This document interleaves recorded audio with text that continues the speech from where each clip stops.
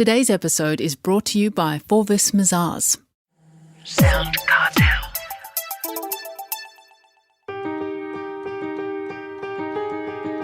From SoundCartel, I'm Nicole Goodman, and this is Business Essentials Daily.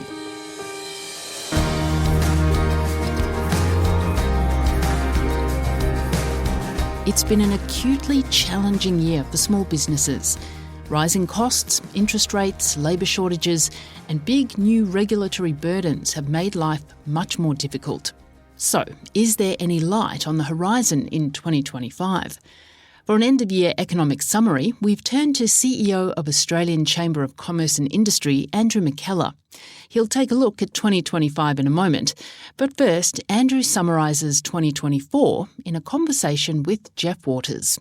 Well, I think it's been a challenging year, Jeff, for small business. In many cases, the small businesses have been walking the tightrope. We've seen pressures of higher costs of doing business. Getting access to the labour that they want is a challenge which has been there for some time, and it still is.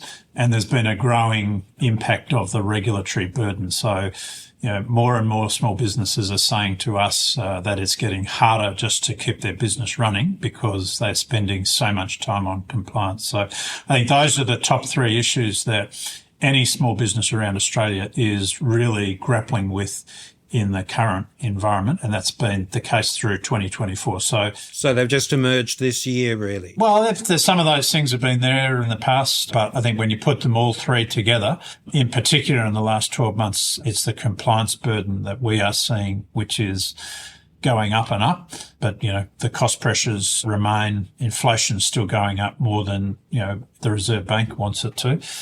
Wage pressures have been higher through the past 12 months. Hopefully, we've got to the top of that now and we're coming down the other side a little bit. We haven't had productivity backing that up, which makes it very hard for businesses to absorb that cost, or they have to try and pass it on. And of course, that's very difficult. And that's adding to the inflation pressures in the economy. Yes, well, if we look at regulatory issues, of course, we're talking about government policy. However, when we're talking about interest rates, it's all up to either the Reserve Bank or the international global situation at the time. Given all of that, I'd like to drill down into productivity. What can be done there to fix that problem? Well, I think there's a number of aspects of the productivity challenge that we face, and there are some very practical things that can be done about it. So really, there's a number of elements. Firstly, capital productivity. We've had low business investment. Really, we've got to get to a situation where Australia is a competitive location for international investment. We've got to give business the reason, the confidence to invest in new capital equipment, which is going to boost productivity. Things like the instant asset write-off, which is a good piece of policy. The problem with it is the way it's implemented. So we don't want to see that legislated at the last minute, legislated in June or July to apply retrospectively for the year that you've just had. That doesn't give you the certainty to make, investment decisions. If you're a tradie and you need to buy a new ute, or you need to buy, a new piece of equipment or some new tools or whatever, if you want to get the full benefit of that, really, you've got to be able to plan in advance and know that you can write that off, depreciate that in your tax arrangements. So all of that, company tax arrangements, Australia at the moment, most companies are on a 30% company tax rate. Around the OECD, the average is closer to 20%. So that puts us behind the eight ball. And now with the new second Trump administration coming in the US, the incoming president has signalled that he again wants to lower company tax in the US. That's a key reform. That just makes it more challenging for us to attract that international investment and drive productivity growth in Australia. That's one part of it. Labour productivity. So here really the skills piece, making sure that we're making our skills system very attractive, effective, that there's basically ongoing learning and skills acquisition as you go through your career. There's been a lot done in this space over the past couple of years. Migration is an important part of that, and there's a lot of pressure in that space at the moment. The other areas I'd point to, of course, would be technology. So the ongoing digitalisation for small business, so adopting technologies which just make it easier and faster to work. You don't have to manually process things. Artificial intelligence will have huge impacts in many cases, and often it's there in the background now. We don't always see it, but a lot of the software tools that we're using now are using some form of artificial intelligence. So for business, understanding how that works, optimizing that, getting the best productivity benefits out of that, that's going to be fundamentally important. And the final piece of the jigsaw puzzle is the regulatory aspect. So the more time you have to spend just complying with, tax or company regulation, workplace regulation, work health and safety regulation, then the less time you've got to, manage your store or produce the goods that you're trying to sell. So that, of course, affects your productivity as well. So the more time you've got for your business, the better it is. Okay, it's time to get out the crystal ball, I'm afraid, Andrew. What do you see coming in, with the exception of AI, because you just mentioned it and it's a given, at the moment. So apart from that, what do you see coming in 2025? Look, I think what we've got to see in 2025, we've got a federal election in front of us. We really want to see the major parties being unashamedly in favour of small business.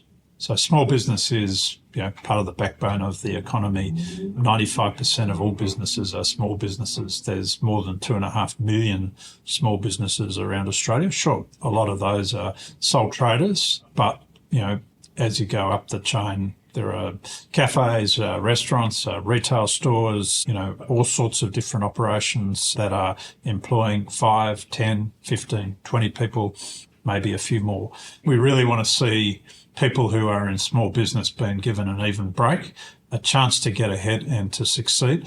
So for us, one of the important issues in the election context will be that the major parties are saying, well, we want to take some of that pressure off. We want to lift the thresholds that are there in terms of things like the Fair Work Act and compliance with regulation there, lift it from less than 15 employees up to 25 employees. We think that would make a substantial difference. Legislating, as I said before, things like the instant asset write-off, lifting the threshold, making that available to more companies to drive business investment, providing certainty, really making it a permanent feature of the tax system. These are the sorts of things that we'll be going out saying to the major parties, you've got to be able to put these sorts of things on the agenda. I mean, the instant asset write-off, for example, they legislate it every year, but they don't do it until June or July. That's ridiculous. So if you're going to do it every year, do it now, do it for 3 years, or make it a permanent feature of the tax system. So we think that's just sensible. Honestly, there's no reason not to do those sorts of things. So the message there perhaps to the listeners is to get political and become involved. This is democracy, and get involved with lobbying. Well, I think politicians, there's a lot of constituencies that they're looking at the moment, but small business owners around Australia, they're a huge and powerful voice. It's in every, local, regional economy. So I think if you're a small business owner, you can have a major impact on the policies that the next government brings. And I think ensuring that the politicians look at the economy through that lens of small business, that's part of our job. That was Andrew McKellar, CEO of the Australian Chamber of Commerce and Industry.